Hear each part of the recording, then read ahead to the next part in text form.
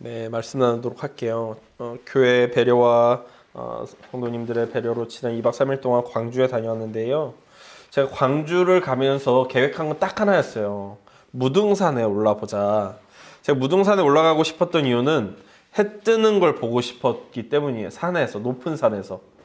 근데 날씨 어플로 확인해 보니까 그날 구름이 너무 많이 껴 있더라고요. 그래서 가지 말까 하다가 무슨 생각이 났냐면, 왜 사진들 보면 산에서 운해라고 하죠. 운해가 되게 멋지게 깔려 있는 사진을 찍은 기억이 나서 나도 그 사진을 한번 찍어보고 싶다.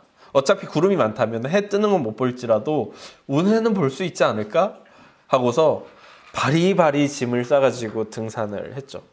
근데 제가 평소에 등산을 하는 사람이 아니기 때문에 1100m까지를 과연 내가 오를 수 있을 것인가 걱정이 돼서 무등산 등산이 어떤가 사람들이 뭐라고 해놨는지 봤더니 국립공원 치고 올라갈 만하다. 무등산 등산이 힘든 이유는 경사가 있기 때문이 아니라 거리가 길어서다. 초보자가 올라가기에 매우 적합한 산이다 라고 써 있었어요. 전 무슨 상상을 했냐면 동네 뒷산 같은 경사가 계속 이어져 있는 건가 보다라고 생각을 하고 우습게 보고 이제 등산을 시작했죠. 그 결과 저는 지금 굉장히 극심한 근육통을 앓고 있고 종아리와 허벅지에 힘이 들어가지 않아서 모든 계단은 약옥과 같은 자세로 걸어 다니고 있습니다. 그리고 그 등산한 다음날 어깨랑 목이 너무 아픈 거예요. 그래서 이 어깨랑 목이 왜 아프지 해보니까 생각해보니까 제가 무등산 등산을 8시간을 했어요. 올라가는데 4시간, 내려오는데 4시간. 근데 워낙 어두운 시간에 등산을 시작했기 때문에 핸드폰 이 조명으로 제 걸음을 바로 앞에만 밝혀가지고 걸었거든요. 즉 올라가는 4시간 동안 전 고개를 숙이고 앞만 보고 걸었던 거예요. 내려올 때는 다리가 너무 아프니까 앞에 멀리 있는 데를 보고 걷지 못하고 한 걸음 한 걸음 이렇게 조심조심 내려와야만 했죠. 8시간 동안 고개를 숙이고 있었더니 어깨랑 목도 너무 아프더라고요.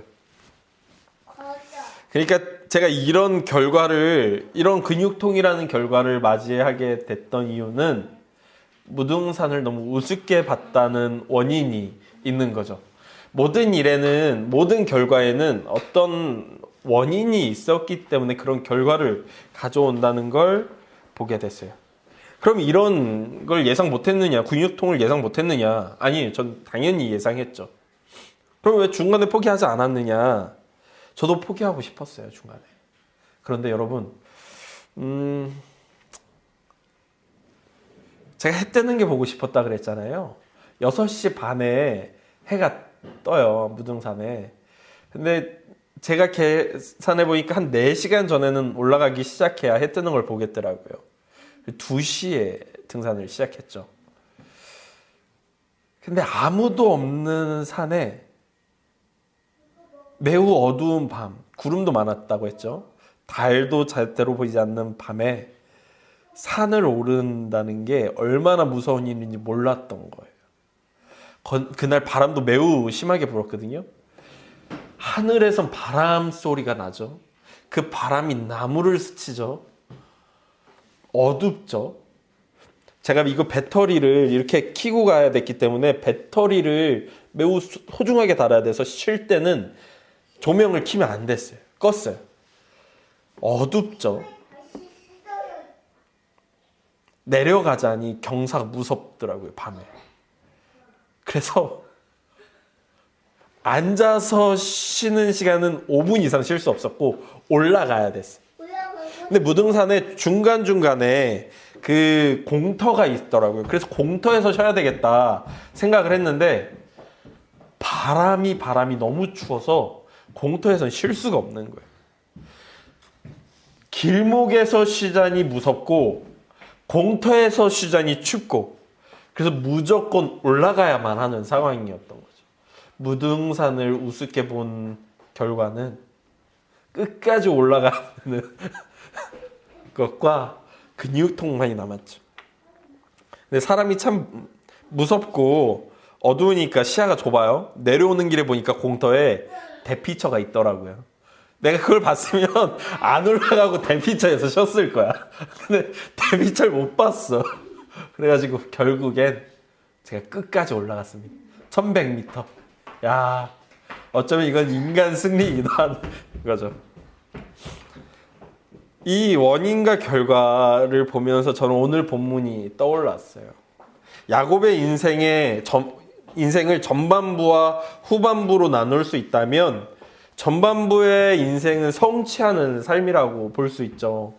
그는 어린 시절엔 장자의 고난을 형으로부터 빼앗고 싶었어요. 그 이유가 명확하게 무엇인지 나오진 않지만, 그런데 그의 욕망이 이 장자의 고난을 갖고 싶었죠. 그래서 형에게 2번의 사기를 쳐요. 한 번은 팥죽을 통해서 형으로부터 장자의 고난을 사들이고, 한 번은 아버지를 속여서 아버지로 하여금 장자의 축복을 자신에게 하도록 하죠. 그가 얼마나 사기꾼 같은 사람인지를 알 수 있는 굉장히 명확한 장면이기도 합니다. 두 번째로, 그는 젊은 청년의 시절에는 이쁜 여자에게 꽂혀가지고요. 여러분, 남자가 이쁜 여자한테 꽂히면 무슨 짓까지 할 수 있는지를 야곱이 매우 정확하게 보여주죠. 14년 동안 무임금으로 노동을 해냈어요. 왜? 자기가 원하는 여자랑 결혼하려고. 그것도 대단하지만 그 삼촌도 대단하죠. 야곱한테 사기쳐. 이 사기꾼한테 동일하게 사기쳐가지고 자신의 2딸을 야곱에게 보내요. 근데 여기서 어떤 분들은 착각하는 분이 있는데, 7년 동안 노동해서 언니랑 결혼하고 다시 7년 동안 노동해서 동생이랑 결혼했다고 생각하시는데 그렇진 않아요.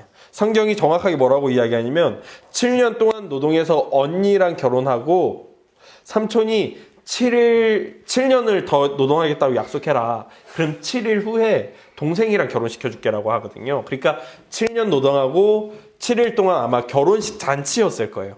결혼식 잔치를 벌이고 2번째 동생이랑 결혼하고 7년 동안 노동했다고 생각하시면 돼요. 총 14년을 노동한 건 마찬가지긴 하지만 결국에는 14년 동안 무임금 노동을 했다는 겁니다. 고용노동부가 당시에도 있어야 했던 거 아닌가 하는 생각을 하게 되는 부분이죠. 그리고 나서 가족이 생기자 이 사람에게 어떤 욕망이 생기냐면, 내가 재산을 가져야 되겠다라는 욕망이 생겨요. 현대에는 복제양 논리, 요즘 친구들은 모를 것 같은데 복제양 논리가 있다면 최초의 생명공학자 야곱이 있었죠. 그가 이 삼촌이랑 자신이 이제 목동으로서 삼촌의 양을 치는데, 이 양에서 어떻게 자신의 임금을 계약하냐면, 얼룩무늬나 검은 빛이 있는 양은 내 소유로 하고, 깨끗한 털을 가지고 있는 양과 염소는 삼촌의 목으로 돌리겠다라고 계약을 맺어요. 창세기 30장 37절에서 43절은 이 야곱이 그 후로 어떻게 행동하는지를 보여줍니다. 야곱이 버드나무와 살구나무와 신풍나무의 푸른 가지를 가져다가 그것들의 껍질을 벗겨 흰 무늬를 내고, 그 껍질 벗긴 가지를 양떼가 와서 먹는 개천의 물 구유에 세워 양떼를 향하게 하매, 그 떼가 물을 먹으러 올 때 새끼를 베니 가지 앞에서 새끼를 뱀으로 얼룩얼룩한 것과 점이 있고 아롱진 것을 낳은지라. 야곱이 새끼 양을 구분하고 그 얼룩무늬와 검빛 있는 것을 라반의 양과 서로 마주보게 하며 자기 양을 따로 두어 라반의 양과 섞이지 않게 하며, 튼튼한 양이 새끼 뵐 때에는 야곱이 개천에다가 양떼의 눈앞에 그 가지를 두어 양이 그 가지 곁에서 새끼를 베게 하고, 약한 양이면 그 가지를 두지 아니하니 그렇게 함으로 약한 것은 라반의 것이 되고 튼튼한 것은 야곱의 것이 된지라. 이에 그 사람이 매우 번창하여 양떼와 노비와 낙타와 나귀가 많았더라. 아멘이라고 기록합니다. 즉, 물론 우리 사회에서 이렇게 하면 좋은 양에게 얼룩무늬가 생기게 할 수 있다라고 믿는 사람은 없을 거예요. 하지만 당시 사람들의 사고와 생각 가운데는 이렇게 하면 가능할 거라고 생각한 거죠. 사실은 이것은 야곱이 나무를 이렇게 해석했기 때문이 아니라 하나님께서 주권적으로 일하사 건강한 양들은 얼룩무늬가 나게 하시고 약한 양들은 그냥 깨끗한 털을 갖고 태어나게 만드신 것일 뿐이죠. 그러나 이 야곱의 욕망이 얼마나 강렬한지를 매우 잘 보여주는 장면이긴 합니다. 그리고 결국 제가 읽어드렸던 창세기의 본문에 따르면 이에 그 사람이 매우 번창하여 양떼와 노비와 낙타와 나귀가 많아졌다. 즉 야곱이 부자가 되었다는 걸 보여줘요. 야곱의 이전의 삶은 이런 삶이었어요. 자기가 원하는 건 다 가져야 됐고 가질 수 있는 사람이었어요. 장자권 사기치면 되지. 여자 내가 열심히 일해서 반드시 가지면 되지. 재산 삼촌이랑 사기의 싸움을 하면 되지. 어떻게 해서든 내가 가질 수 있으면 되는 사람이었던 거예요.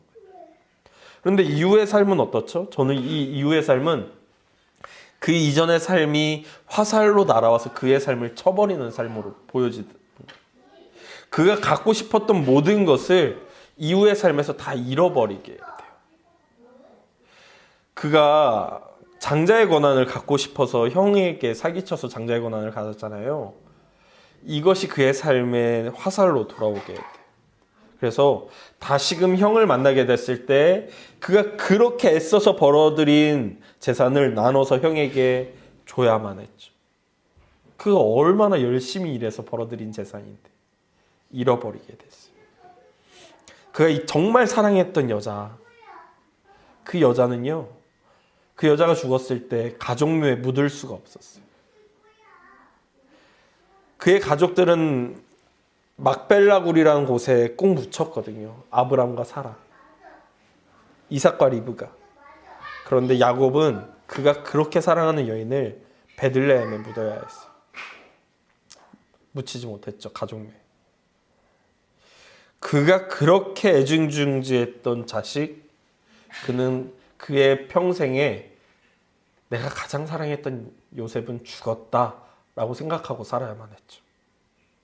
그의 자식들은요, 아버지의 편애 가운데 크면서 그 상처로 인해 나중에 아버지가 너희 왜 나한테 이렇게 하느냐, 너희 왜 이런 일을 하느냐 했을 때 아버지가 무슨 권한이 있어서 나한테 이렇게 말씀하시냐고 대들었어요. 가족의 관계가 매우 불화했죠. 깨지고 나뉘고 상처로 가득한 가족이 되었어요. 그렇게 그가 성취하고자 원하고자 갖고자 애쓰면 애쓸수록 그는 가질 수 있었지만 한편으로 망가져가고 있었던 거예요. 이 이후의 삶을 그가 어떻게 살 수 있었을까? 그의 성취의 삶은 성취하면서 살았다고 하지만 이후에 망가져가는 삶은 그가 어떻게 견딜 수 있었을까 고민하게 될 때 오늘 본문이 그의 이전의 삶과 이후의 삶의 틈에 이렇게 꼿꼿하게 서 있더라고요. 오늘의 본문은 그의 이전의 삶과 이후의 삶 그 사이에서 이후의 삶을 대비하며 그가 견딜 수 있도록 하나님의 빛이 비춰지고 있다는 것을 보게 되었습니다. 그곳에 하나님이 계셨어요. 하나님께서 오늘 본문 가운데 홀로 있는 야곱에게 다가가셔서 그와 씨름을 하시죠. 그는 여전히 그가 스스로의 노력과 열심으로 성취할 수 있다는 것을 오늘 본문 가운데 계속해서 반복해서 보여줘요. 지나가는 사람을 붙들고 씨름을 하죠. 밤새 씨름을 해요. 포기하지 않고 씨름을 해요. 그리고 떠나가려고 하는 사람을 여전히 붙들고서 나를 축복하지 않으면 보낼 수 없다라고 하면서 축복을 쟁취하고 얻어내려고 하는 여전한 모습을 보여주고 있어요. 그래서 하나님께서 그걸 그의 이전의 삶과 똑같은 그의 모습을 용납하여 주십니다. 하지만 그냥 용납하진 않으시고요. 내가 졌다. 내가 이제 너를 축복해 주겠다. 그러니 너의 이름을 이스라엘이라 하겠다라고 하시면서도 그의 뼈를 치셔요. 그리고 그가 저르며 걷게 만드시죠. 여기에 저는 두 가지 아이러니가 있는 걸 보게 돼요. 하나는 하나님의 축복이 절어야 한다는 것. 그리고 하나님이 너를 이스라엘로 만들겠다 말씀하신 이후에 그의 삶이 끊임없이 그가 성취한 것을 포기해야 되는 것으로 나아간다는 것. 이 아이러니가 저로 하여금 두렵게 만들었어요. 하나님과 동행하는 삶이라는 것이 반드시 행복한 것은 아니구나. 내 뜻을 성취하는 길이 아니구나. 라는 걸 보게 됐기 때문이에요. 우리는 하나님과 동행하면 뭔가 좋은 일들이 많을 것 같고 내가 원하는 걸 성취할 수 있을 게 될 것 같잖아요. 근데 그렇지 않다는 걸 성경이 계속해서 보여주고 있더라는 거예요. 그게 저에겐 아이러니로 다가왔어요. 야곱의 이전의 삶은 그저 그의 욕망을 따르는 삶이었다면 그의 이후의 삶은 하나님께서 야곱을 이스라엘로 만드는 과정일 텐데 하나님께서 야곱을 이스라엘로 만드는 과정이 너무 고통 가운데 고통스러움으로 가득한 것 아닌가 하는 생각 때문이었던 거죠. 그러면 누가 하나님 믿겠습니까? 라는 생각이 들기 때문이었어요. 하나님 누가 믿겠어요? 이런 삶을 살아야 한다면 이라고 말하게 됐던 거죠.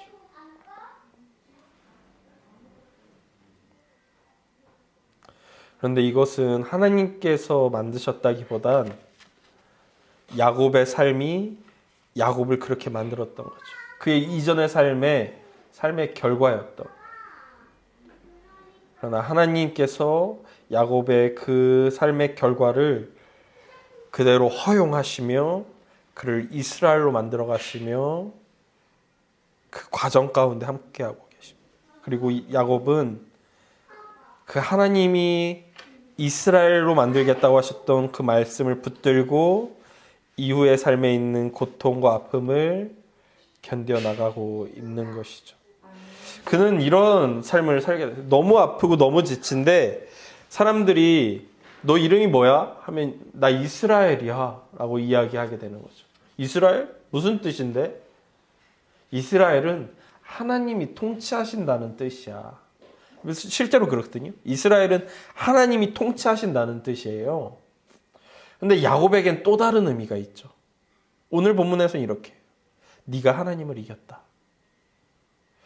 야곱이 말로는 사람들이 물어볼 때 하나님이 통치하신다는 뜻이야 라고 말하지만 그의 마음에는 근데 하나님이 또 다른 뜻을 내게 주셨는데 내가 하나님을 이겼다는 뜻이기도 해. 그때 하나님께서 내게 축복하셨지. 하나님은 성취하실 거야. 날 이스라엘로 만드실 거야. 고단하고 아프고 가족이 깨어지고 요셉이 죽고 그가 사랑했던 아내도 죽고 재산은 형에게 나누어 줘야 했지만 그래도 나는 이스라엘이야. 내 이름은 이스라엘이야. 끊임없이 되뇌이게 되는 거죠.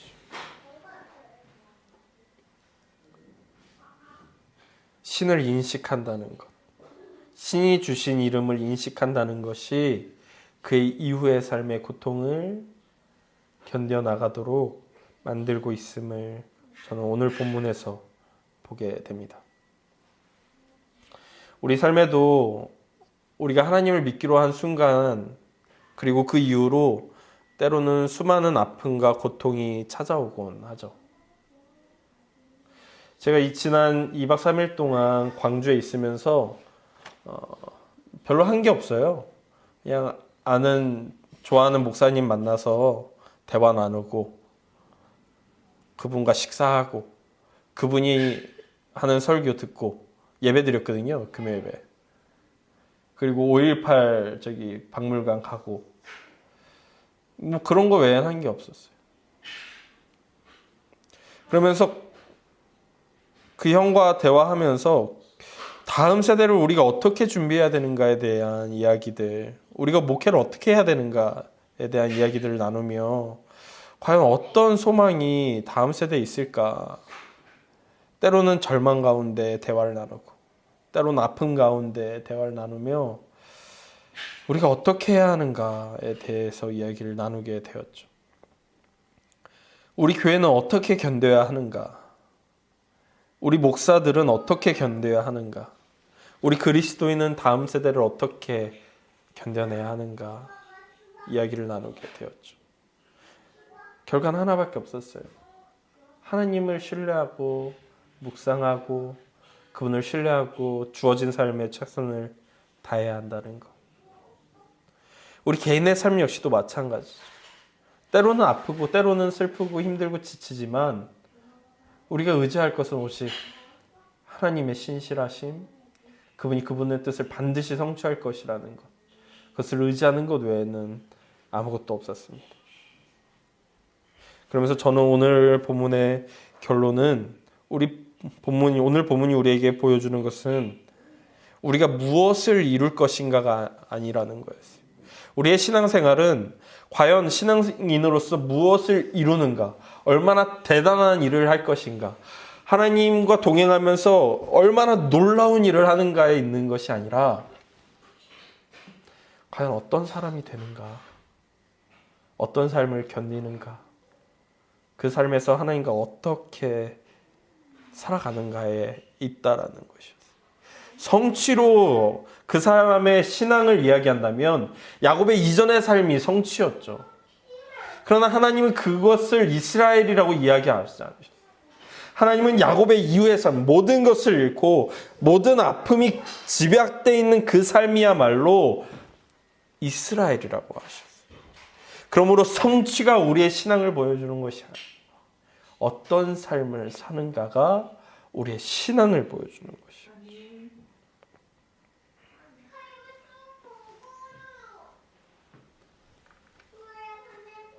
그러므로 저는 여러분과 함께 소망하고자 합니다. 아플 때, 슬플 때, 기쁠 때든 즐거울 때든 하나님을 인식하며 살아갑시다. 그때 하나님께서 우리를 이스라엘이라, 하나님이 통치하는 삶이라 칭해 주실 겁니다. 성결대 교수님이신 정정진 교수님은 이 본문을 해석하시며 이렇게 표현하더라고요. 한 문장으로 하면 야곱이 이스라엘로 바뀌는 동이 터온다. 신을 인식하는 그때야말로 삶의 동이 터오는 때입니다. 오늘의 주일이, 오늘이라는 우리의 인생의 이 날이 우리의 인생의 동이 터오는 날이길 간절히 소망합니다. 기도하겠습니다. 하나님, 성취가 그 사람의 인생의 결과라면 야곱은 하나님을 만나기 이전의 삶이 그 사람의 결과였고 꽃이었고 결실이었고 신앙이었을 겁니다. 그러나 하나님께서는 그렇게 말씀하지 않으시고 이제 내가 너를 이스라엘로 만들겠다 말씀하신 후에 그가 성취했다고 생각했던 것들을 내려놓게 하시고 그의 인격이, 그의 성품이, 그의 존재가 하나님의 뜻을 깨닫고 하나님을 닮아가는 과정으로 인도하십니다. 어쩌면 주님, 우리는 착각하고 있었을지도 모르겠습니다. 내가 원하는 성취가 하나님의 영광이라고, 내 욕망의 성취가 하나님의 영광이라고, 내 욕망이 교회의 영광이라고 착각했을지도 모르겠습니다. 그렇다면 주님, 이제 한국교회를 향해 동이 터오게 하십시오. 우리 그리스도인의 개인의 삶에 동이 터오게 하여 주십시오. 그러므로 나의 삶이, 교회의 삶이 주의 뜻을 닮게 하여 주십시오. 참으로 이스라엘로서 하나님의 통치하는 삶, 하나님이 통치하는 교회가 되게 하여 주십시오. 동이 터오는 것을 바라보며 하나님의 일하심을 고대하며 예수님의 이름으로 기도했습니다. 함께 주기도문 하겠습니다. 하늘에 계신 우리 아버지, 아버지의 이름을 거룩하게 하시며 아버지의 나라가 오게 하시며 아버지의 뜻이 하늘에서와 같이 땅에서도 이루어지게 하소서. 오늘 우리에게 일용할 양식을 주시고 우리가 우리에게 잘못한 사람을 용서하여 준 것 같이 우리 죄를 용서하여 주시고 우리를 시험에 빠지지 않게 하시고 악에서 구하소서. 나라와 권능과 영광이 영원히 아버지의 것입니다. 아멘. 혼돈 속에 질서를 두신 분,